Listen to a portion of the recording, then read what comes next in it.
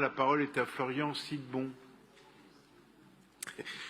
Oui, monsieur le maire, mes chers collègues, on va parler donc du projet de maturation du projet Seine nourricière, de la phase de maturation, pardon, du projet Seine nourricière.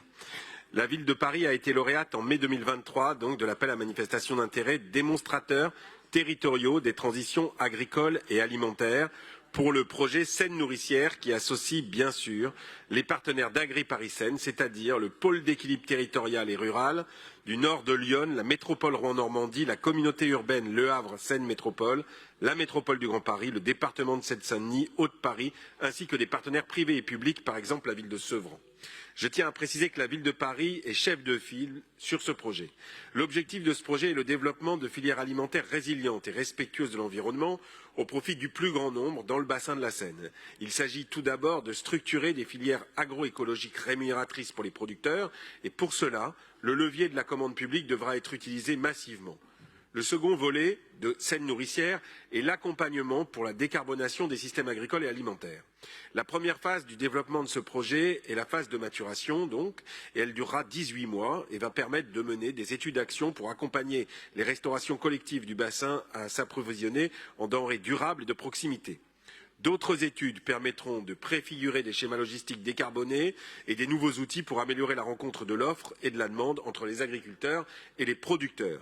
Les études permettront également de trouver des possibilités pour permettre aux populations les plus précaires d'avoir accès à une alimentation durable et de qualité dans leur consommation individuelle.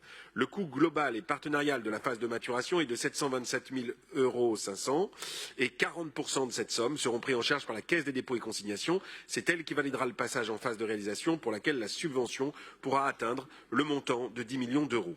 Ce projet Seine nourricière montre bien que le choix que nous avons fait de nous allier avec nos voisins franciliens, lyonnais et normands pour créer Agri-Paris-Seine va dans le bon sens. L'association Agri-Paris-Seine va permettre de travailler à la structuration des filières agricoles durables et de proximité, essentielles, nous le savons, pour la mise en œuvre de nos politiques publiques, notamment pour approvisionner la restauration collective. Nous ne pouvons d'ailleurs que nous féliciter de l'amélioration des produits proposés dans les cantines scolaires. Et alors que les produits biologiques souffrent de préjugés qui font que beaucoup estiment n'avoir pas les moyens d'en acheter, je tiens à rappeler que, par exemple, à la cantine, avec des repas pour certains à seulement 13 centimes, eh bien, ils peuvent trouver des produits bio dans leur assiette pour les enfants.